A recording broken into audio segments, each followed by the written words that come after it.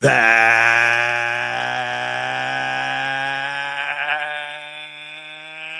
right. Bear down, Bears fans. It's time for another edition of the Chicago Bears podcast, Bears Banter, powered by Second City Gridiron. Bill Zimmerman with you, and we are getting close. We are just a couple weeks away from the NFL draft. There is plenty to get into.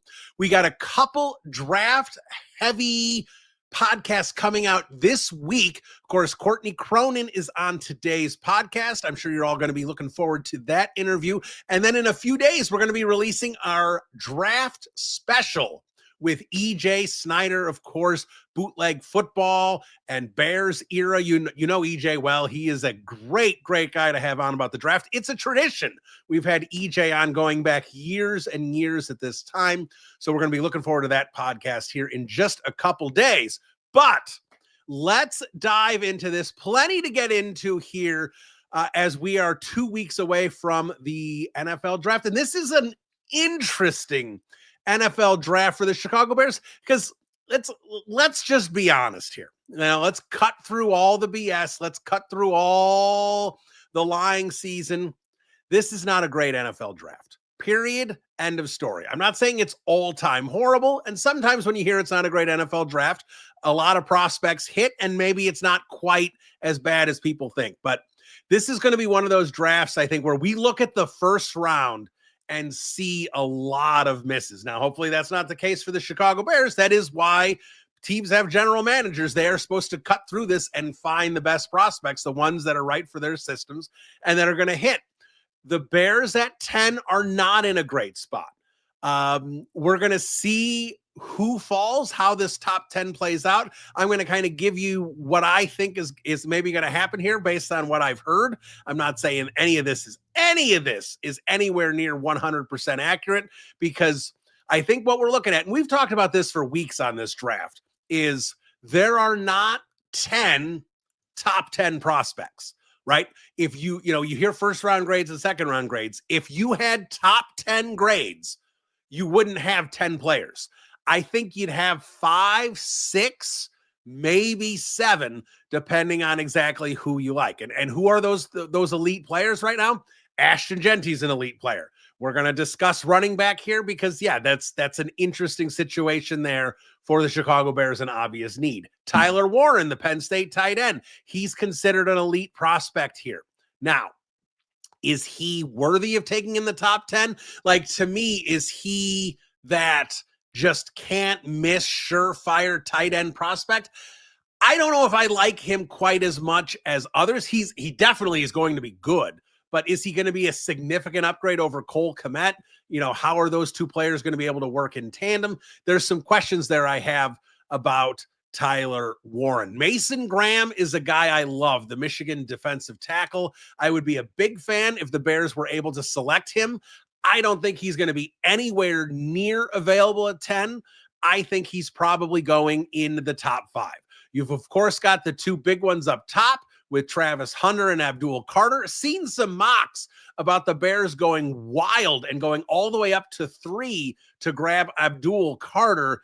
I love Abdul Carter. I just can't see the Bears doing something like that with the amount of holes they have. Like, let's just be honest. I think when we look at this roster, it's not, and again, I keep saying this, and I get a lot of pushback on Twitter about, and even in Windy City Gridiron in comments about how it's not about depth. It's not about, you got to find the playmakers and all that stuff. And I agree with that, but it is short-sighted. If you're not looking at depth and pipelines, you're not looking at roster construction. You're looking at a Madden football roster. And that's what the Bears are right now. And again, I'm not knocking what they did. They needed to do what they did. They needed Joe Tooney. They needed Jonah Jackson. They needed Drew Dolman. They needed to fix this offensive line. But don't come into this thinking it's fixed, bam, damn, it's great. Okay, no, it's not, because there's no sustainability there. There's no sustainability in a lot of spots. You could call cornerback having sustainability with Terrell Smith and Josh Blackwell and some of the depth they've built at that position. You need to do that at multiple positions. Now, it's impossible to do it at every position. You can't be that loaded. Every team has has holes and weaknesses. Even the Eagles and the Chiefs and all that, the best teams are going in the draft going, we need this, we need this, we need to hope that this happens. So a Chicago Bears 5-12 team, of course they're going to have massive holes, but you can't buy an offensive line and not start stockpiling young, cheap talent behind it, because you cannot, like, go across the league and find me a good football team, 10 wins and more over the last couple of years average, a good football team that has free agent or second contract guys at all 5 offensive line positions. You can't find it because you can't invest that much money in your offensive line. And the Bears are a year away of having to give Darnell Wright an extension and pay Braxton Jones. That's where they are right now. And I don't think they want to pay Braxton Jones. That's why I think the Bears are really going to be looking for a tackle. Now, I've said that for weeks. Now we're starting to get some momentum and hearing some other people talk about tackle at 10, tackle at 10. That is absolutely, for me, the best case scenario for the Bears, that Will Campbell or Armand Membou falls to them at 10. Now, Membou's been exclusively a right tackle. They'd obviously have to move him to left tackle or move Darnell Wright to left tackle if they made that position. Will Campbell is the better fit for what I think the Chicago Bears want to do, but there's some limitations there. So here's the two things with Will Campbell. Obviously, the size, the length issue is something that is going to concern teams with Campbell at 10, Campbell at left tackle if the Bears take him at 10. Does he have the length? Does he have what he needs to succeed at left tackle? Other teams are going to sit there and say he doesn't. Let's bump him inside the guard. And if you do that, there's some concern there that Campbell is going to take a while to adapt to being a guard because of the fact that he played very upright at LSU, a lot of 2-point stances, didn't get his hand in the dirt, not an explosive power player that you need to have internally there in the run game. So he's not a perfect prospect. I like Will Campbell. I like Will Campbell as a left tackle. I think when you hear Ryan Poles talk about, I want competition at left tackle, he said that. He said that at the start of the offseason. Karan Amagaji isn't that. So to me, they want to add someone. He even said it on Hogan Johns. We want to add a tackle. He didn't say at 10, but he said they wanted to add a tackle. So I think they're going to be looking heavily at that. It'll be interesting to see what the Chicago Bears do there with that offensive line. Now, I don't think Will Campbell or Membou are considered those elite players. Like I said, you got Hunter, you've got Carter, you've got Genty, Graham is another one of those, and Warren. And I think and then you got the quarterbacks. Cam Ward seems to be significantly ahead of Shedeur Sanders at this point. I think Shedeur Sanders is going to fall in this draft. I don't know if he's going to go in the top 10. It seems to be if he does, it would be to the Saints at 9, which would help the Bears. That means someone else is falling one additional spot. And that would help Chicago twofold. It would help them, one, give them a better chance to have one of those players fall to them, or two, a chance to trade back, which I think would be an ideal situation for them. Apologize for keep drinking water. I keep telling you about this frog in my throat that won't go away. Maybe it's a problem. Maybe I should see a doctor, but I won't. All right. So when we look at 10, what are the trade back possibilities? Because I think when you look at this, the draft is going to have to fall a certain way that someone is sitting there that a team is willing to give up a second round or a third round pick to come up and get. And it's, like I said, I just don't know if teams are going to be willing to make that kind of commitment to one of these prospects. Like you're saying that a lot of these prospects may not hit. Because basically what it is, when we look at this, you've got 5 or 6 really good blue chip prospects. Then you've got probably 20 guys that are going to be very varied on everyone's board. You're going to have a lot of teams disagree with exactly how the board stacks up. Like last year, I didn't think that was the case. Like it was pretty straightforward. Like, let's put it this way. I am not a draft expert, right? I am not Mel Kiper. I am not Daniel Jeremiah, Dane Brugler, EJ Snyder. I am not. I for the first time, because I had a little more time last year, I put together a top 100. And I don't remember exactly what it was. Through 21 or 22 picks, my top 100 was, not the exact order they were picked, but like my top 21 guys were the top 21 picks, something like that. That chalky, so to speak, of an NFL draft. So when we're looking at a draft, that made it was a lot clearer. These are the elite guys. These are the best guys.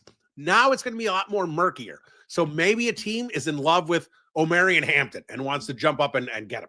I don't know. But you may see some things like that. But the right player has to fall for the Bears to be able to get this trade partner and trade back.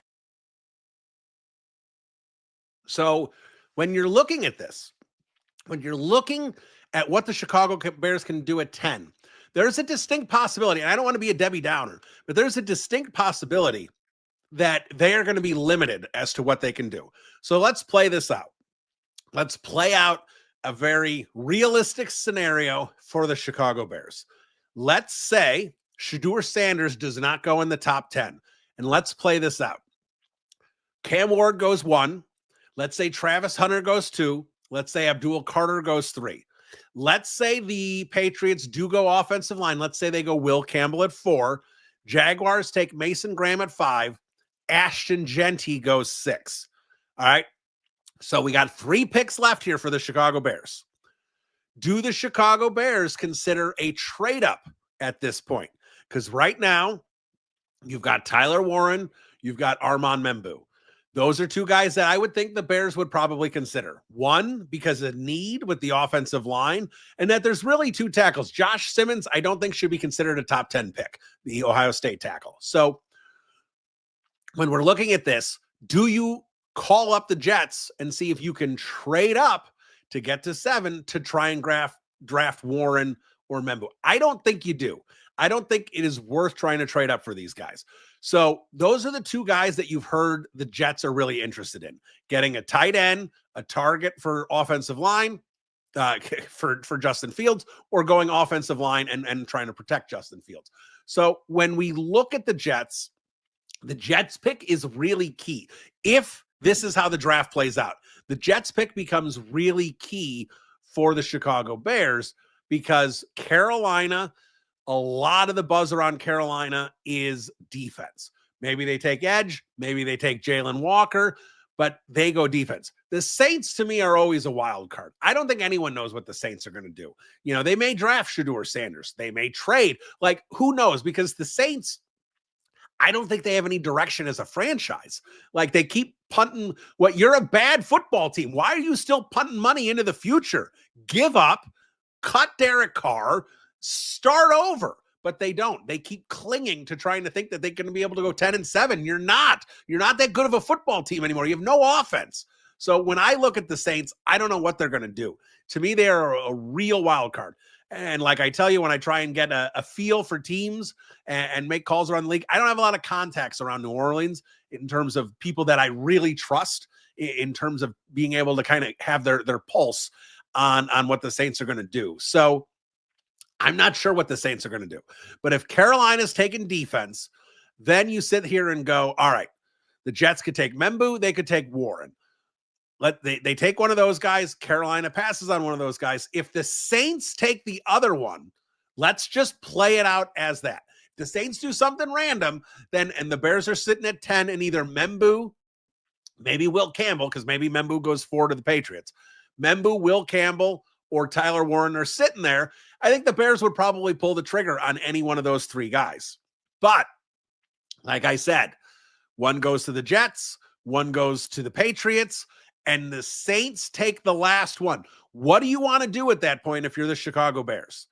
I think trade down is the right answer there to me. I don't think there's a guy the Bears should take at 10. The best guy to me at that point is Will Johnson, the Michigan corner, who I love. I love Will Johnson. But do you want to add more into that room that already is the most talented position group on the Chicago Bears? I don't know. Tyreek Stevenson's a question mark. We could move Tyreek Stevenson to safety. He loves to hit. He loves to kind of get up at the line of scrimmage. Maybe you could do something like that. I don't know. I don't know what the answer is. But let's say the Chicago Bears can't trade back and those 9 players are off the board. You hope for the Bears' sake that Shedeur Sanders, someone wants to come up and get him. But again, that may not be the case. So if the Bears can't trade back, what do they do at 10? That becomes a very interesting question. And I don't know what the answer is. I wish I did. I wish I could sit there and be like, this is the prospect the Chicago Bears need. But at that point, you probably can't take Josh Simmons. I love Tyler Booker. Probably not a fit for Ben Johnson. Probably a late first-round pick, if you ask me. Obviously that's a guard only. He's definitely not a tackle, Tyler Booker from Alabama. So offensive line becomes off the board. Omarion Hampton, you want to go the second running back? The Lions did it with Jahmyr Gibbs at 12 or whatever it was. Could Ben Johnson take Hampton there? I don't like that idea. I'm going to stress that. I told you I didn't like Genty at 10. I certainly won't like Hampton at 10. I do think Hampton is RB2. I think he's a good player. I think he has a chance to be really special. But I think there's going to be multiple guys that could be special at 39 or 41 for the Chicago Bears to take. I don't think the Bears should probably wait on a running back until round 3. I do think they should probably try and take one at 39 or 41. So it'll be interesting to see how the running backs play out. Does a third running back make it into the first round? I don't think so. I know a couple draft experts do. I just don't know if we're going to see a third running back jump up in there. Hampton's going to go in the first round. So wide receiver. Definitely don't want a top 10 wide receiver.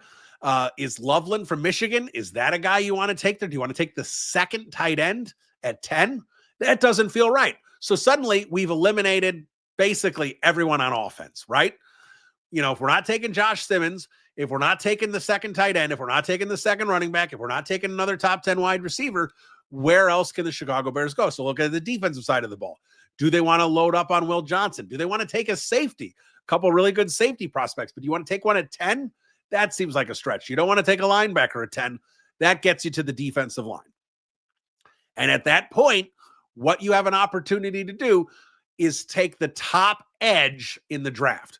We have not had you got Abdul Carter, I should say, the second best edge in the draft. You've got Abdul Carter. He's going to go. Who is the second best edge? Stewart is a big project. That is a guy that has not had results at the college level.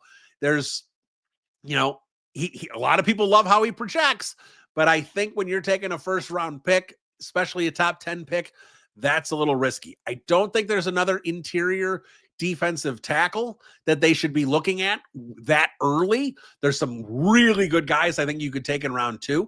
I don't think there's a guy you can take at 10 and justify it. So the Bears, like I said, are in a little bit of a pickle. I think their best plan at that point is to take whatever edge they think is best on the board. That I think makes the most sense to me. And if that edge becomes a really good player, that's going to open up the possibilities for you in terms of how you want to construct your roster moving forward. Is Montez Sweat the 2024 version still? Then maybe you want to move off of him in a couple years. If he gets back to that 2023 form, obviously you don't want to do that. So for me, that's kind of the worst case scenario. If those guys go in the top 9, and the Bears are stuck in that position and can't trade back. If they can trade back, great. Trade back. Let's see who's there at 15, 17, 19, wherever you're at with that extra second round pick in tow, whatever they got for that pick. I'm in on a trade back. But if they can't find a trade back partner and those top 9 go, they're in a bit of a pickle as far as I'm concerned, which is why Bears fans, you really want Shedeur Sanders going in the top 10. I want to talk about the stadium here for a minute, but before I do, let's talk about how much this changes if Shedeur Sanders goes in the top 10. All right. And we won't even stick him to the Giants at 3. All right. So let's assume the top 5 still plays out how I mentioned before. Ward, Hunter, in any order, doesn't matter. Ward, Hunter, Carter, they're gone. Graham's gone. Offensive lineman 1 is gone, whether that be Campbell or Membu. Let's say those 5 still go. Now the Raiders, do they take Genty? Do they take Sanders? Right? Do the Jets take Sanders? Do the Saints take Sanders? Because now what happens, as long as Sanders goes in one of those picks, and let's assume Carolina sticks with the defensive side of the ball, if that's accurate, right? So you got the top 5 guys I mentioned, you got Sanders, and you got Walker. Those 7 are gone. Now the Bears have the 3 away. You've got 1 offensive lineman, you've got Ashton Genty, and you've got Tyler Warren. Suddenly, if Sanders goes in the top 10, the Bears are guaranteed to get one of those guys. And to me, that's the cutoff. So Sanders is a huge piece here for the Chicago Bears, because if Sanders goes in the top 10, the Bears are, it's not guaranteed, because if Carolina goes offense, it screws everything up. But the Bears are in an excellent position to get Tyler Warren, who I understand tight end, and the Bears have Cole Kmet, but a lot of people think he'd be an excellent offensive weapon, isn't afraid to block. Ben Johnson could do a lot of things with Tyler Warren. Ashton Genty, you get that workhorse running back that a lot of Bears fans want. 3 down back. He'd be available. Or Membu or Campbell, who you would work at left tackle. You've got Braxton Jones for this year. So if Membu needs to be behind him while he works on becoming a left tackle, if Campbell needs a year of seasoning, it gives you opportunity to work Braxton Jones and not rush these guys in at left tackle. That to me is the key. Shedeur Sanders is the key to the Chicago Bears draft. Now, again, maybe another team goes defense and one of those guys falls anyway, even if Sanders doesn't go there. Would be a great situation for the Bears to be in. I just don't know how this is all going to break. So let's talk about the stadium for a second. I'm going to try and talk about this, the political impact of this, without getting too political. So I was talking to a commercial construction, not CEO, but an executive. And I was trying to talk to him about kind of how this works with stadiums and funding and building a massive, massive structure like this in terms of the current climate. The political climate, and not that trade should be considered political, but the political climate right now is 100% going to impact the Chicago Bears. And I want to talk to Courtney Cronin about this as well, because I really wonder how the Bears are going to fund this stadium. I don't know. Now, private funding is there in Chicago, but they can't get the land in Chicago. That private funding doesn't seem to be there as much for the Arlington Heights site. So the Chicago Bears need to turn to get some public money. How much public money is the Illinois government willing to give the Bears? Because right now, the governor, probably positioning himself for a presidential run in 2028, probably doesn't want to be the guy who just gave $1 billion to a huge corporation with billionaires at the top. Whether those billionaires be George McCaskey, and seems to be a genuinely nice individual, probably not the kind of image you want to have if you're Pritzker. So will they get the public funding they need? I don't know. The other issue is tariffs, because a lot of this construction material has to come from Canada, has to come from other places. Mexico, a lot of the construction material comes from Mexico as well. Now you're getting a big percentage tacked onto those, which is going to up the construction cost. So again, I'm not trying to get political. I'm not trying to, if you think tariffs are a great idea, fine. You think tariffs are a terrible idea, fine. But I'm discussing the reality of the situation, that if these tariffs remain, the Bears' construction cost on this stadium jumps tremendously. So now the Bears have to cover that cost as well. So how are they going to cover that cost? If they can't get a lot of, now they'll get some money from the NFL. The NFL will help them out. And the Bears are going to get some private funding as well. That's going to happen. And the way I understand it, Kevin Warren is very good at getting sponsorship deals. And what I mean by that is, the Pepsi alcove, right? Naming all these things around the stadium.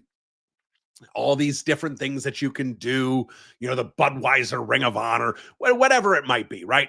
All the different things you can do for getting some corporate names up in your stadium, and they give you millions of dollars in return for those naming rights. So the Bears are going to get some corporate funding. They're going to get some private funding. They're going to get some funding from the NFL. They're going to pay for some of this themselves, but you're still talking about a multi-billion-dollar build, and the Chicago Bears are going to have to find funding from somewhere else. So where else are they going to be able to do this? They're going to have to do it with PSLs. Now, as a season ticket holder, I paid PSLs for the Soldier Field rebuild. Am I going to be able to sell my PSLs and get that back when the Bears are gone? No. I'm going to be stuck with those. Now I'm going to have to pay more money for more PSLs, and then the ticket costs are going to go up because the Bears are going to have to find some way to put the money back in their pockets, because they're going to have to spread themselves a little thin here. So the situation with the Bears here on this stadium, to me, and it's always what it is, it comes down to money. That's the problem. It comes down to money here for the Chicago Bears. And I don't know where they're going to get all their funds. Now, I'm not Kevin Warren. I'm not some, slick, businessman, politician, whatever, who's going to be able to cut deals. I am not in those rooms. I don't know how those things work.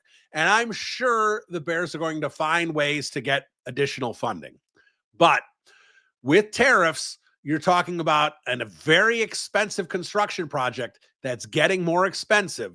And you're talking about a government in Illinois that is at the top of it is not going to be too interested in giving billionaires more money. You can sit there and say, oh, it's going to help hotels. It's going to help this. It's going to help that. The governor knows.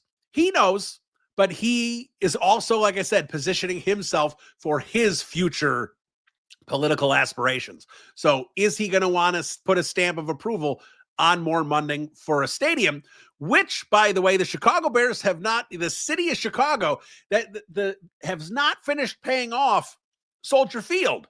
So now you're going to start building another stadium and expect more public funds, even though that the last funding hasn't been paid off yet. Like, you start getting into some trouble here if you're the Chicago Bears in terms of where this funding is coming from. I think that's a big holdup. I don't think people are talking about that enough. They keep talking about the site. Where are they putting the stadium? Where are they putting the stadium? How are they paying for the stadium is the bigger question, because the Bears do not have enough money. Now, they can sell 10%, to private equity of the team, which I think there's a good chance they might do.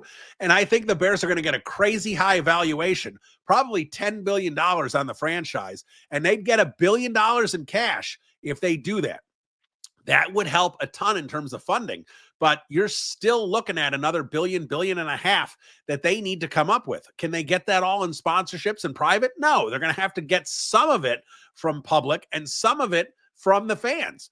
So it's an entirely unique situation here that the Chicago Bears are going to have to be this NFL team that needs a new stadium with potential tariffs, major high percentage tariffs being put on the goods they need to build that stadium. So really unique, interesting situation with the stadium.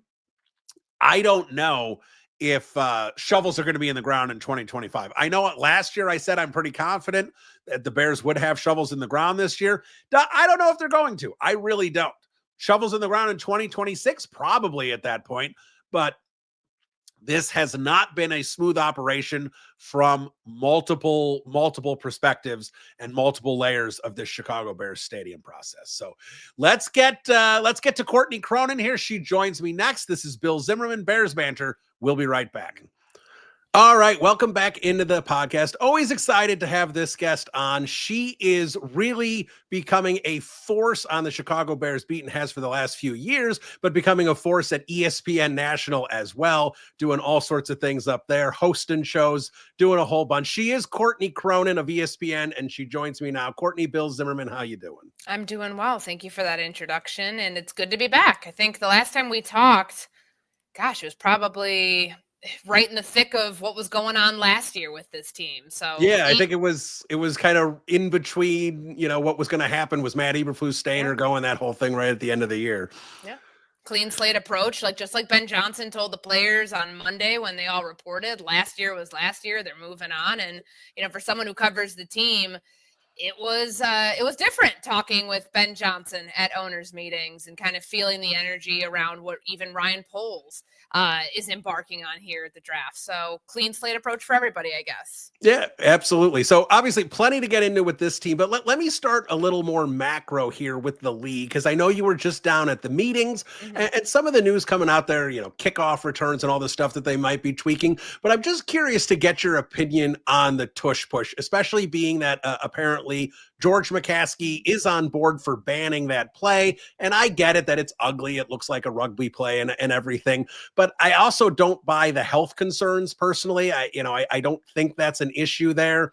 And to me, my opinion personally on this is one team has perfected this. It's up to the other 31 teams to either perfect it as well, where it becomes too much of a favor to the offense, or figure out a way to stop it. So I'm not a fan of banning this. I'm curious kind of your opinion and the fact that the Bears seem to want this one out of the league as well. Yeah, I'm with you on this, Bill. And I've said this for months now, because we heard about this at the end of the season, that Green Bay was the mystery team that was going to propose that this play was banned. And then you think about how many times did they play the Philadelphia Eagles last year, and how many times did they run into something like this. There was the Green Bay game. Nothing really stood out to me other than Jordan Love slipping on the turf, which had nothing to do with the health and safety issues of the tush push. And then they just got absolutely run through by Saquon Barkley and Jalen Hurts during the wild card round. So I was a little surprised that it was that team. I remember when we were doing this topic on Around the Horn,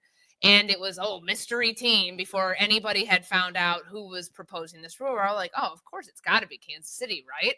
But having seen how many times Kansas City had to face it in 2 different Super Bowls, and thinking that they would have been the team that said, no more of this, we can't deal with it, especially how Chris Jones decided to go sideways to stop it, which didn't work in the Super Bowl. I guess I was a little surprised that it was the Green Bay Packers and not the Kansas City Chiefs. But where I stand on it is that if it's such a, they hired somebody from the league office who knows the rules, who basically came up with this tush push play to, help kind of circumvent the rules to a degree, but it's basically playing within the rules, but pushing the envelope. And I don't think there's anything wrong with a team taking that approach, and good for the Philadelphia Eagles for thinking outside of the box on this and going after a rule that could be manipulated, but was still legal. I mean, you got to give them credit. They've done a lot of things that, they go and get all their players on defense seemingly from Georgia. What a novel concept. They go get players from the team that won a national championship, won 2 national championships. It makes sense. And then they went about it this way to implement a play that not every team can run. I get it. Some teams have tried the tush push and they don't have a quarterback who squats 600 pounds, so it's difficult to execute. They don't have the expertise of the offensive line and the center, and how good Jason Kelsey was with that. But even Cam Jurgens this past year, he got a nice little tutorial on how to do it, and they were really effective with it. I don't think you ban a play for that reason. And when I asked George McCaskey, because I had heard what was going on in the meeting, I guess that would have been last Tuesday, because we talked with George on Wednesday.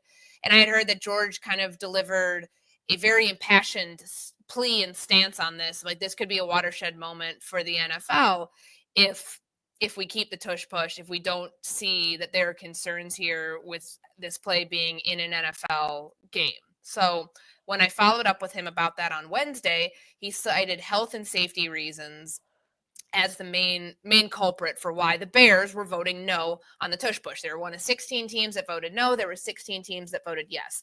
And I found it interesting, so I just pulled this back up. His stance on this was that he sat in on committee meetings, I believe it was earlier in the month, so in March at some point.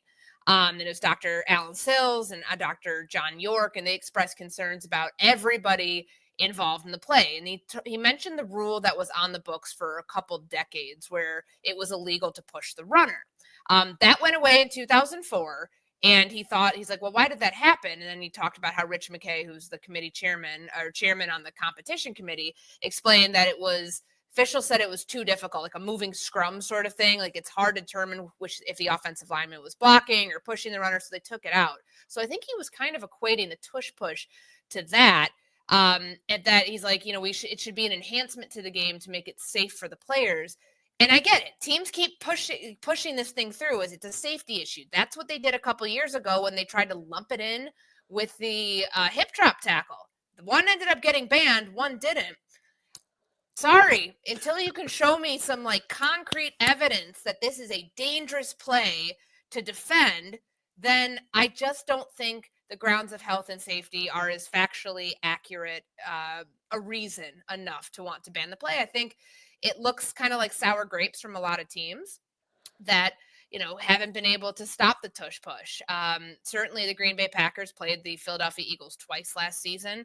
Kansas City Chiefs played them a bunch. I'm sure there are a lot of teams that are happy about where this is trending because it does feel like the play its days are numbered in the NFL. But I just don't like when something doesn't have a clear, like we saw with the hip drop tackle. That form of tackling was creating a lot of lower body injuries for offensive players. Get rid of that form tackling and move on and create a different way to teach that technique.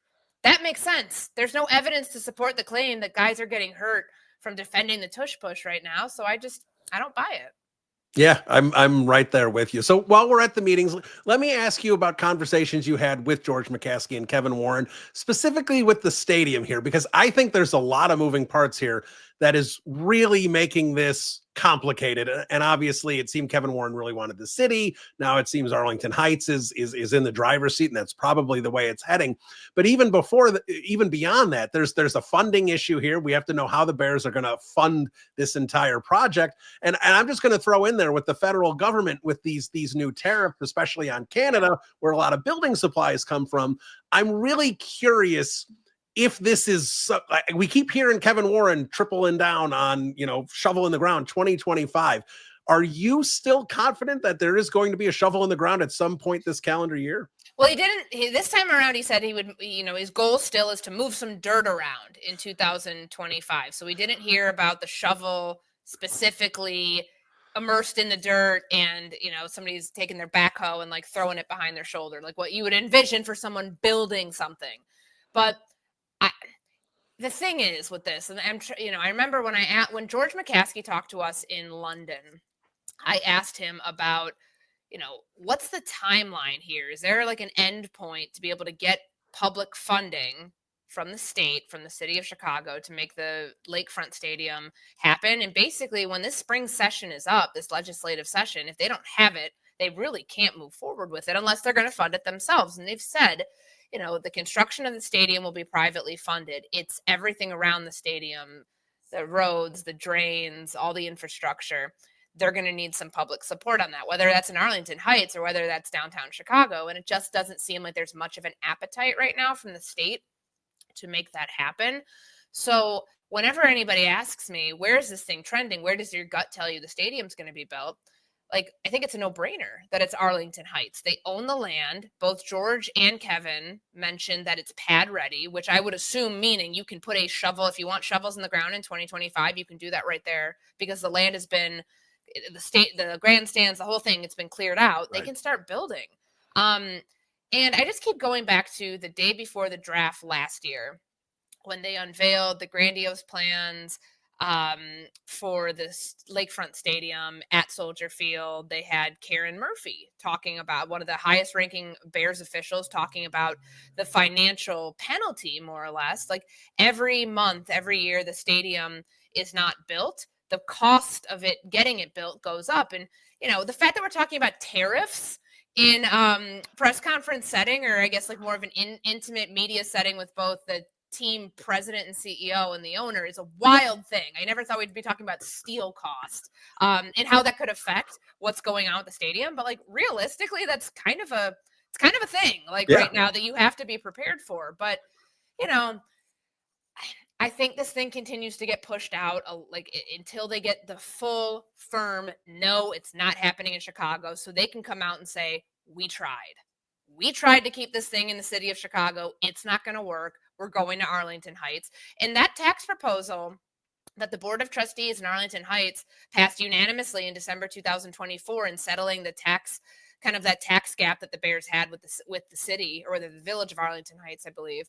That was a big step forward. But Kevin Warren said there's still work to be done.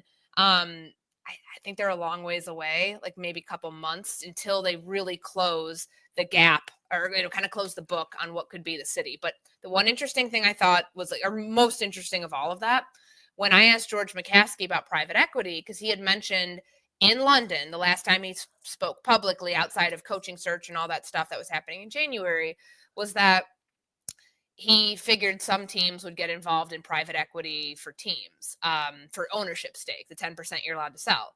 So far, the Bills and the Miami Dolphins have done that. The New York Giants are exploring it. The Bears still are, not even like dabbling in that. But he did say that they may consider using private equity for the construction of the stadium.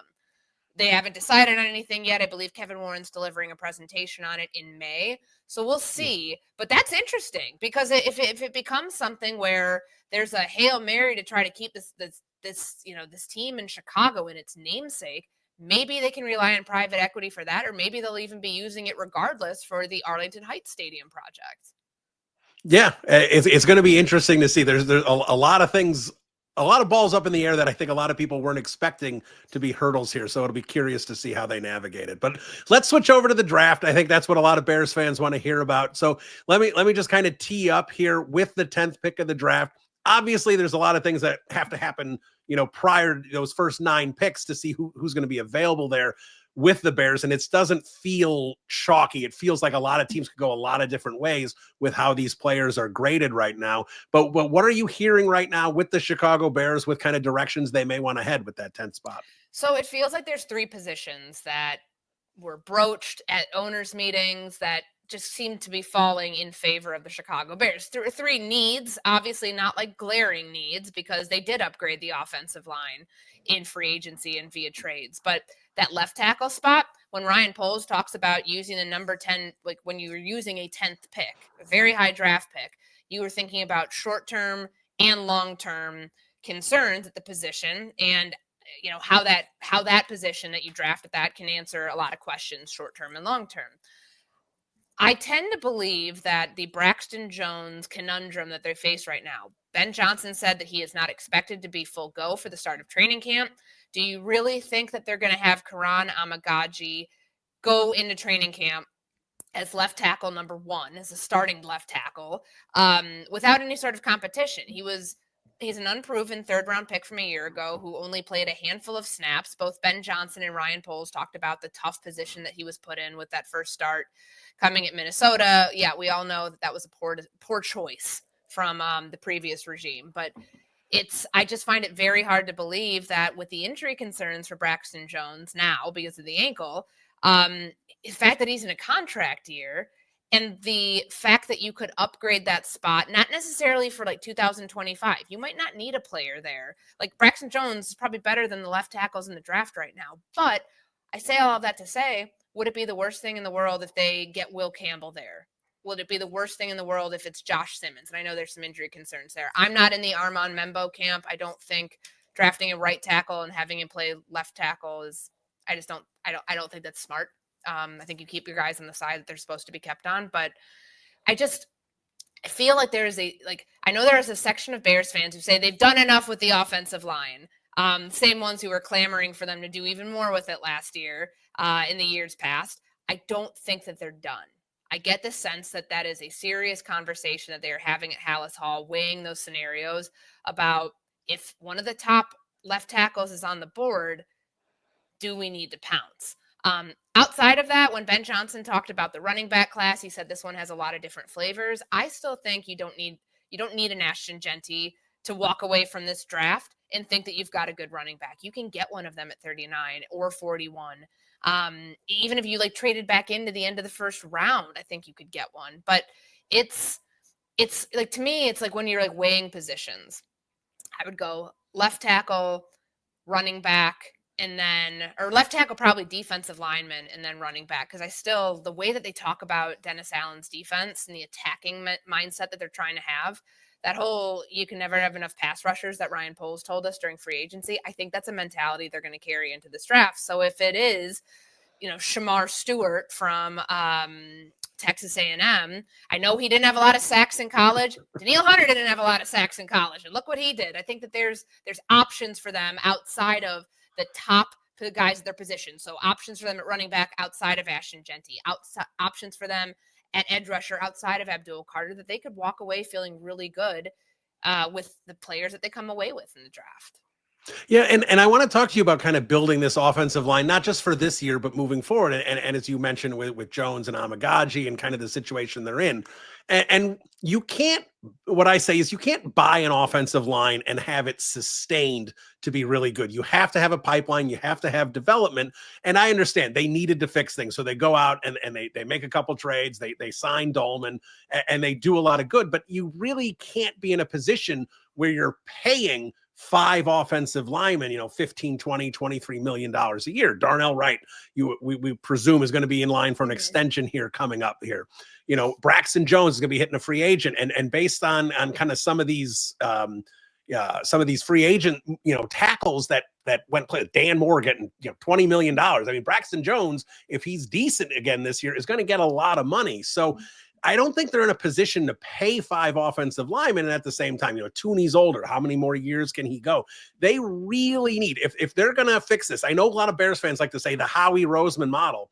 Well, the Howie Roseman model is to invest in trenches on the offensive and defensive side a lot in the first round. So if Bears fans want to do that, I think, like you said, tackle at 10. Obviously, we have to know who's going to be there at 10. But even in that second and third round, getting interior offensive linemen, I think they really need to start putting a focus on drafting linemen where, I mean, through 3 drafts, if we look at Ryan Poles' record here, he hasn't taken an interior offensive lineman in the draft. Zach Thomas, that he did in year 1 in round 6, that's the highest interior offensive lineman he's selected. Yeah, I get it because you're thinking about the future. Jonah Jackson, I think it was reported like pretty soon after the trade happened that there were talks of a contract extension for him down the line. I don't know if anything came of that, though. Joe Tooney's the one that you'd be concerned about right now because he's going into a contract year. He's the best guard in football. You would anticipate that the Bears traded for him. It's not like the Keenan Allen trade where they traded a completely different position, a player who's had dealt with injuries that you didn't think, okay, like you're going to get this guy in the building, you're going to extend him right away. They didn't with him. I think with Joe Tooney, it just makes sense. 32 years old, you want continuity on that offensive line. That would be one I would expect there to be conversations on happening before the start of the season. But to your question and your point about maybe getting some depth there, would I rule it out? Absolutely not. Because I think anytime you can get like a marquee franchise player at 10, like that could be your player at whatever position it is, especially along the offensive line for the next 5-10 years. That's a franchise player. Right. I just think that they would rather look at it for those premium positions that you pay. Edge rusher, cornerback, you would say wide receiver because DJ Moore got paid, and then left tackle.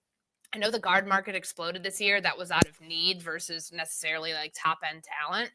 I still think that they would end up looking towards maybe somebody who has the position flexibility, who can kick inside. I know people have talked about Will Campbell, like should he play guard because of his, less than 33-inch arms, and you do probably want closer to 34, but he seemed to handle the top edge rushers in the SEC just fine. I still think that you'd be looking left tackle there, or at least one of those spots. I haven't heard anything about them trying to move Darnell Wright. I think Darnell Wright's happy, and I think Darnell Wright's very good at right tackle, but I just don't think that you would, considering how they address the offensive line and where they addressed it in free agency, I don't think you'd go that route in the draft as much as depth is a factor. Now, day 2, day 3, why not?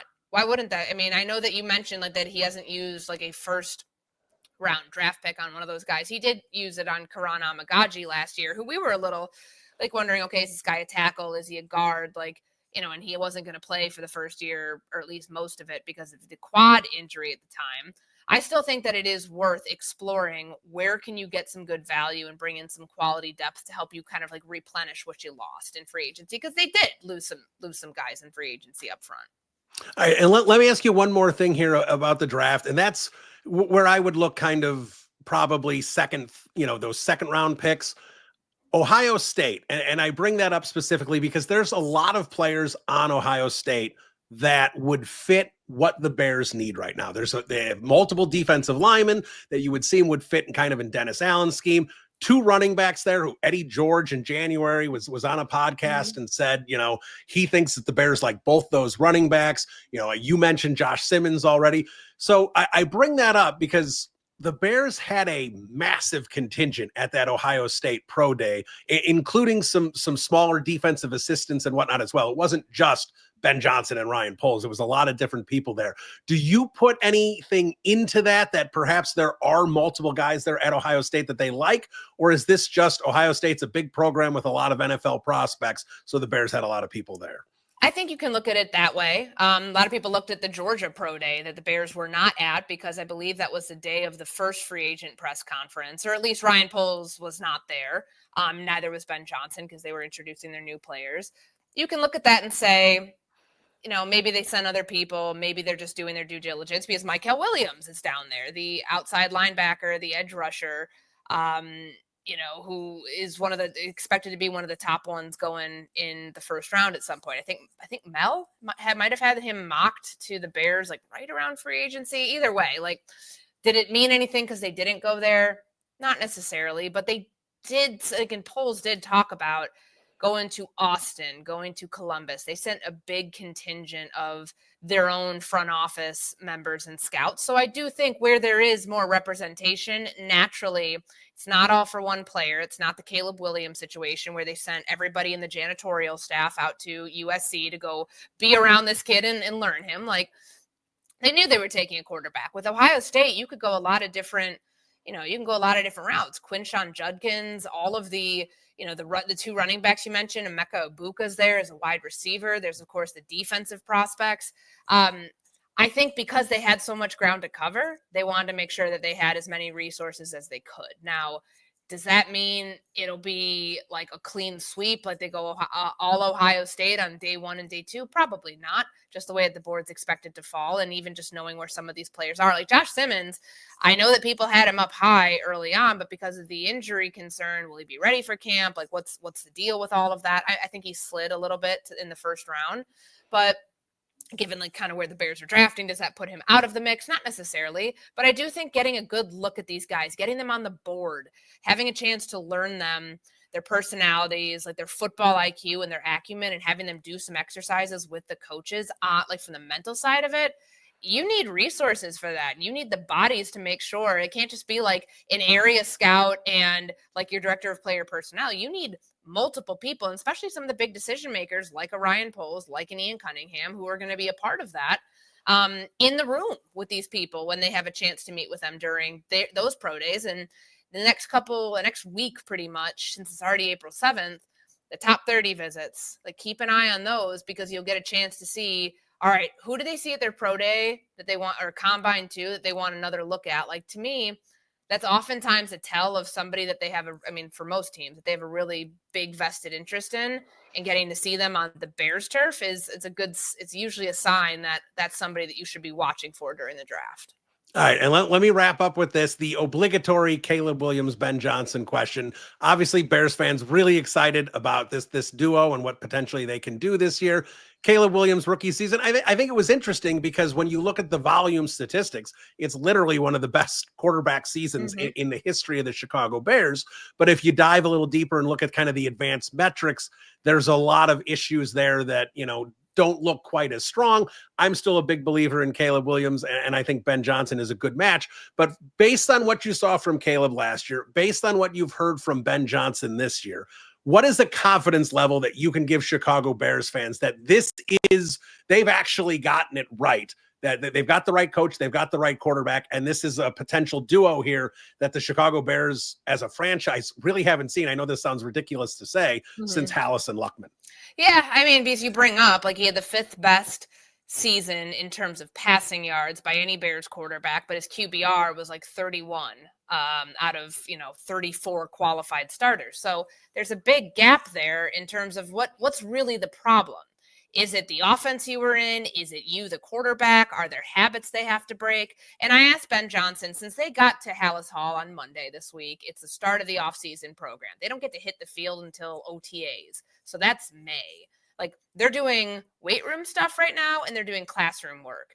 So when I asked Ben Johnson, just like an overview, like, what do you start working on with Caleb? Are there habits that you're trying to break? Are there things you're trying to undo to like get him kind of like to a square one with you to get to start building? And there's no wholesale changes. Like, not like to bring up the Justin Fields example, they're not asking him to change which foot he drops back with, and that becoming the big story of the offseason. Always drop back with his left foot as opposed to his right foot, and trying to time up his throws, the routes to the receivers. The thing that's going to change, and the thing that Ben Johnson is going to start working on with Caleb, like as early as this week, because Caleb's already been working on it on his own, is the fact that this offense is going to be run under center a lot. That's what creates play action opportunities. That's what gets your quarterback on the move, and where you get to see Caleb in something he's not really comfortable with. Like, he had, I believe it was 84 snaps under center in his rookie season, as opposed to like 525 in the shotgun. He took 7 snaps under center at USC and Oklahoma combined. He just does not college quarterbacks, for the most part, they're shotgun quarterbacks. They just don't have the experience with it. So for Ben Johnson, it's a chance to bring your quarterback along to show how this offense can benefit Caleb. And I don't know in terms of like skill set for him, like are there little tweaks here and there they're going to want to change? Sure. Are there things about him, maybe, playing too much hero ball to a degree that they're like, just take the check down, just go for the easy play. We're going to scheme open some easy throws for you. Those are things that can happen at any point this offseason. But I think fundamentally for Caleb to learn an offense that's going to look a lot different than what the Bears ran last year when he's predominantly been a shotgun quarterback his whole life. That's like, I think you'd be confident as a Bears fan knowing that you've got somebody who ran the highest amount of plays under center for the last 3 seasons in Ben Johnson, and seeing how successful those Lions offenses were with that would give you confidence that it's going to look a lot different and a lot better with Ben Johnson and Caleb Williams in that marriage. All right. Well, there she is, Courtney Cronin of ESPN. I'm sure you all follow her on Twitter already if you're listening to this show. But give her a follow there. Of course, Bears Beat for ESPN 1000, and you catch her all over the place on ESPN National Television as well. Courtney, thanks for so much time. Really appreciate it, and enjoy the draft coming up. Yeah. Thank you for having me. All right. There she is, Courtney Cronin, everybody. Great interview as always with Courtney. Great to have her on. And like I said, she is one of the best on the Bears Beat. Asks tough questions. She's great in those press conferences. She's been a big bonus to this Bears Beat over the last few years. So let's dive in to the mailbag as we wrap up this edition of Bears Banter. Let's see what we got. Let's start with Bruise and Tattoo.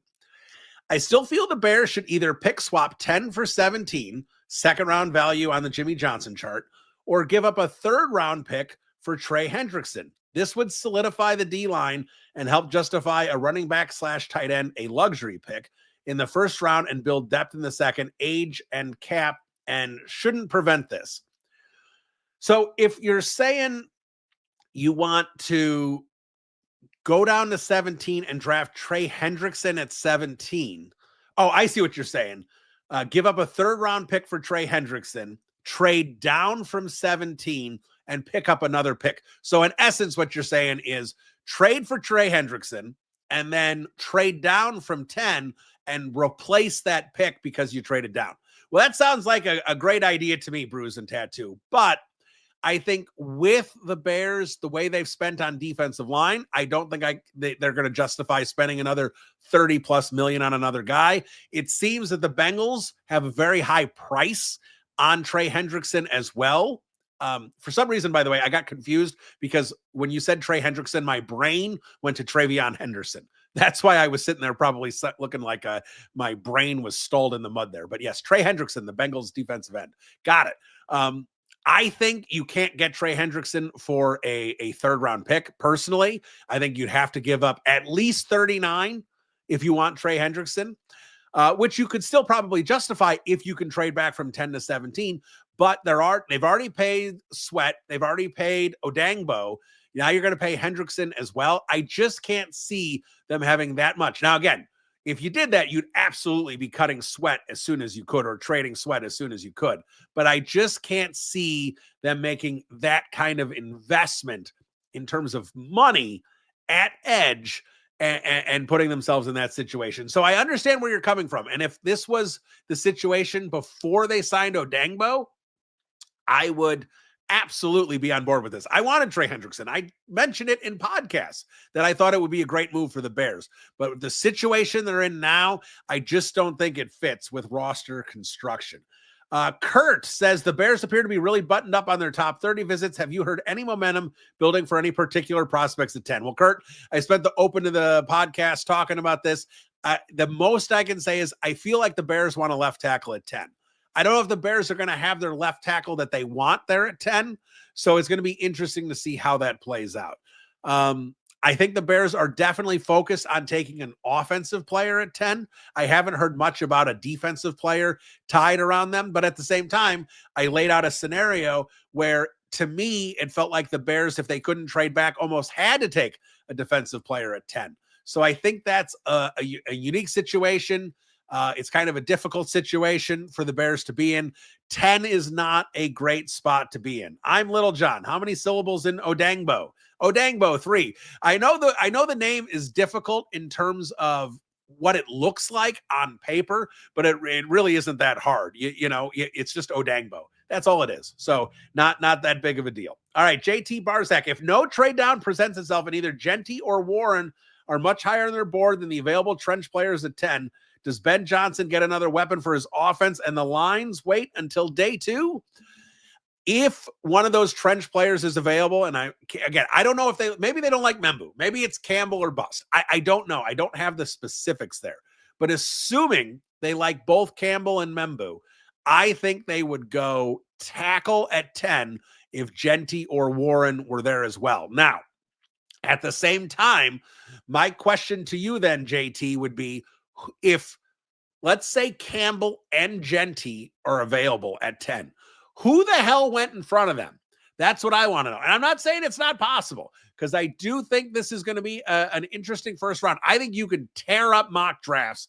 I'll put one out at Windy City Gridiron as well. That's going to be woefully inaccurate, because I think with how clustered these prospects are in terms of, once you get off those top 5 or 6 players, that there's going to be a wide variety of draft boards, which means and the one thing I have heard about multiple players is the media mock drafters like players a lot more or a lot less than NFL teams. And I've heard that about multiple prospects.